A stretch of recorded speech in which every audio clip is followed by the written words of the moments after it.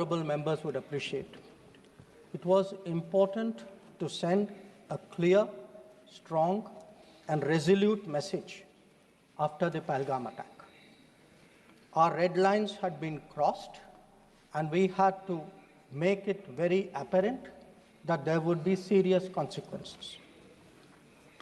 As a result, the first step which was taken was that a meeting of the Cabinet Committee of Security took place on the 23rd of April, and that meeting decided that one, the Indus Waters Treaty of 1960 will be held in abeyance with immediate effect until Pakistan credibly and irrevocably abjures its support for cross-border terrorism.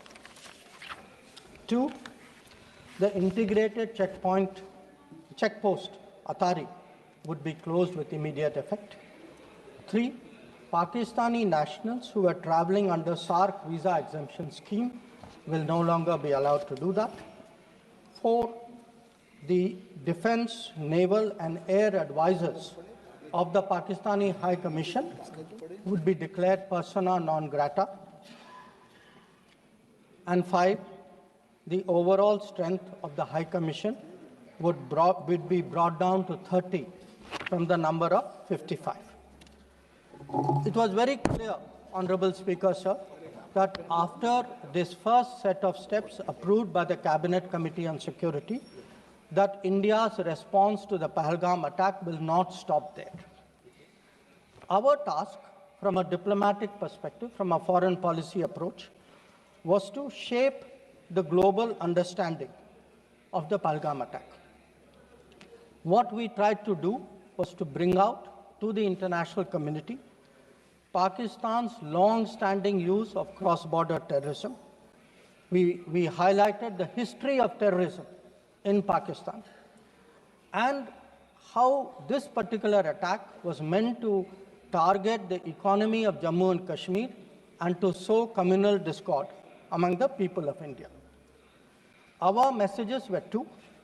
One, zero tolerance of terrorism, and two, the right to defend our people against terrorism. So all the interactions we did, the diplomatic briefings, we called all the embassies for briefings.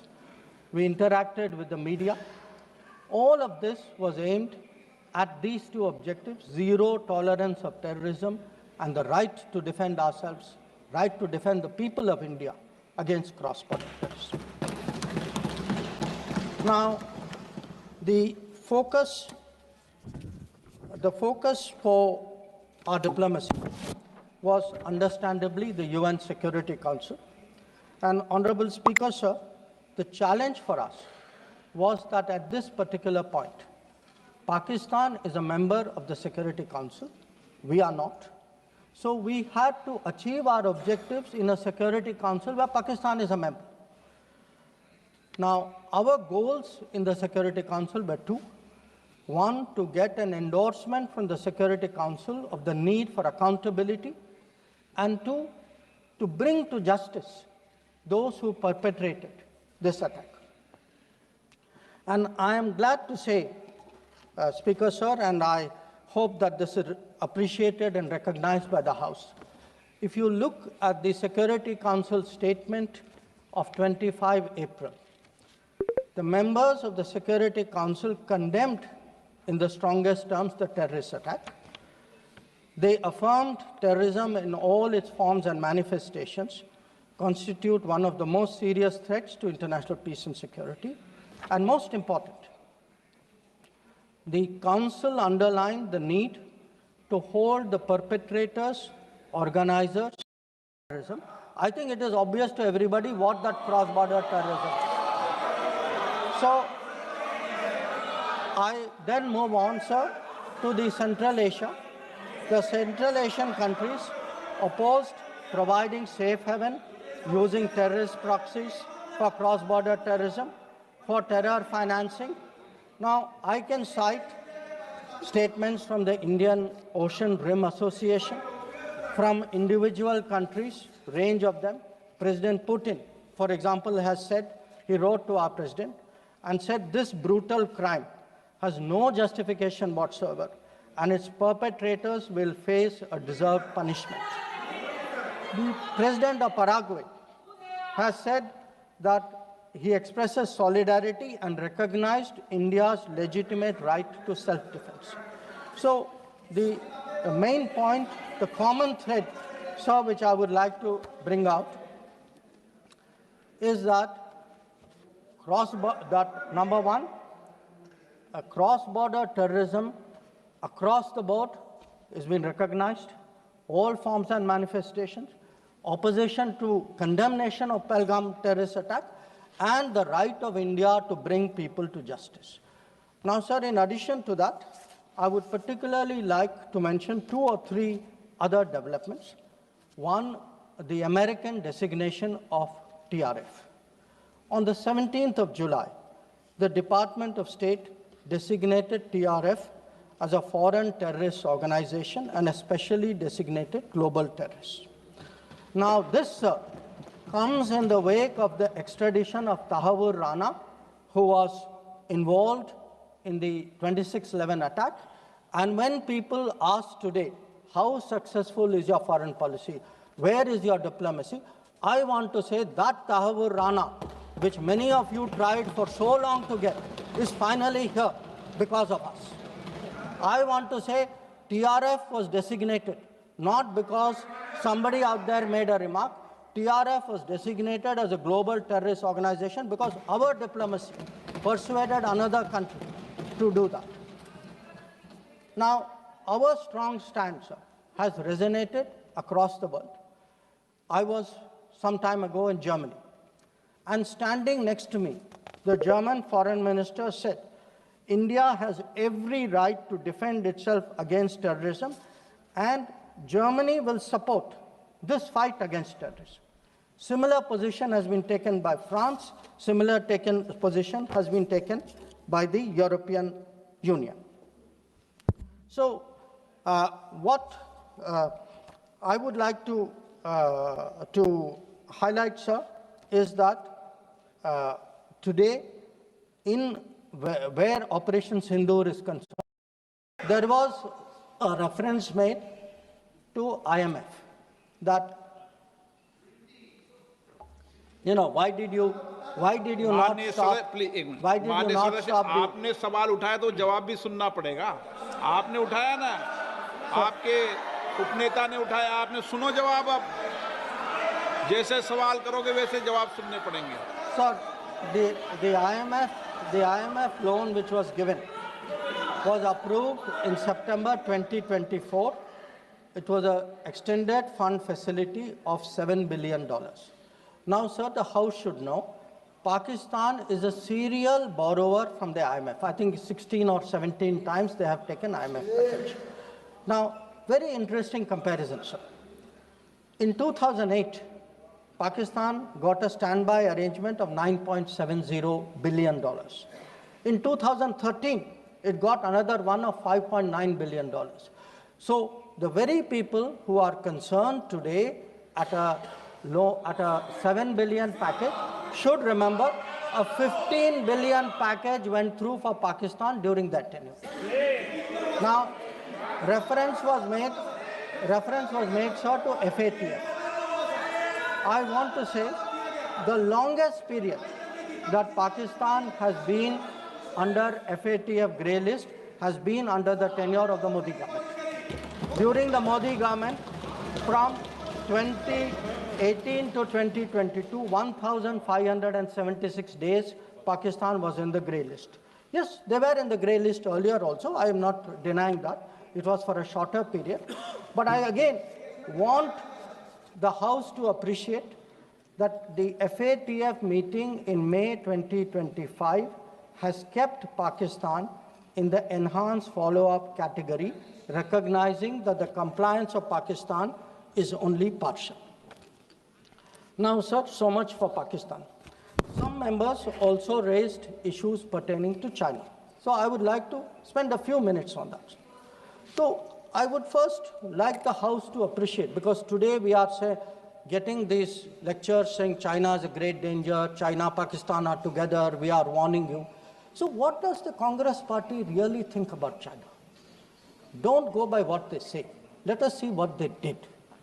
In 2005, China was designated as a strategic partner during Prime Minister Wen Jiabao's visit to India. Strategic partner. And there is a concept, very famous concept called Chindia, sir, a belief that China and India have common interest. And the main proponent of Chindia is the party spokesman of the people opposite. Now, some mention was made about visits, including my visit. Yes, I went to China. I went to China to make our position very clear about de-escalation, about trade restrictions, and about terrorism. I did not go to China for the Olympics. I did not go to China for secret agreements. I did not go, sir,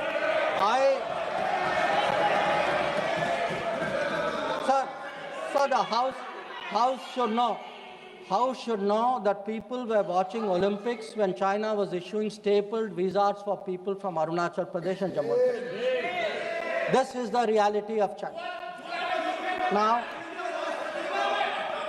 let me really tell you, sir, how is the relationship with China. Some years ago,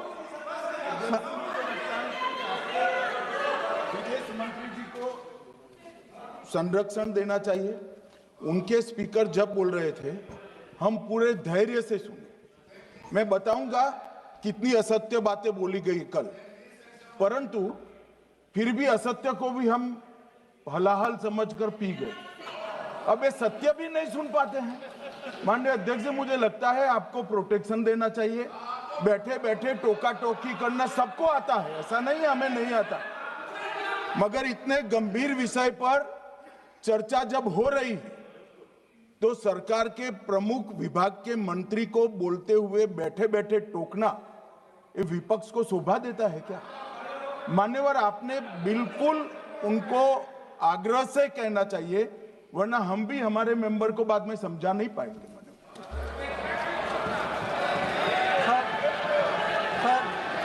We heard today a lot about what was supposed to be the thinking. बैठे आपको इजाजत नहीं, बैठिए। Sir, we heard about warnings about China, cautions about China. You know, China is planning this, China is planning that. But sir, I want to remind this House, Doklam crisis was on. The leader of opposition decided to get a briefing from whom? Not from the government, not from the MEA, from the Chinese ambassador. He took his briefing from the Chinese ambassador when our military was confronting the Chinese military in Doklam. So I want to say that I want to say,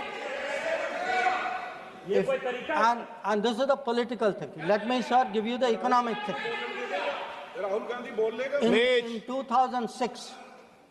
In 2006, the UPA government. Please बैठे टिप्पणी मत कीजिए, आप बहुत कर रहे हो, नहीं, गलत है, बैठे टिप्पणी मत कीजिए। Sir, in 2006, because I want to illustrate my points with facts. I spoke about political facts, I spoke about border facts. Let me give you an economic fact. What is the economic thinking of the Congress party about China? In 2006, the Congress party agreed to do a regional trading arrangement with China. It was finalized during the visit of President Hu Jintao. A task force was appointed. The task force gave a positive recommendation. Through the efforts of various people, this did not happen. Let me give you the technology side. The very people today who are cautioning us on China are the people who allowed 3G and 4G to come from China. It is this government which made sure there was a made in India 5G. And finally, sir, we keep speaking about the border. The border, if today, whether it is the border with Pakistan, whether it is the border with China or any other border, If our military is today able to stand its ground, the kind of massive deployment that we saw on the China border after 2020, it is because our border infrastructure budget has gone up 4 times. Our tunneling, our road building, our bridging has doubled or tripled. And this is a far cry from the period when the thinking was, let's not develop the border because then the Chinese cannot come there. We had 60 years of neglect of the border. Today, in the last 10 years, that neglect has been reversed. There is still a lot of work to be done. So I think people need to understand. And it's not just in India, sir. We have just come back from Maldives.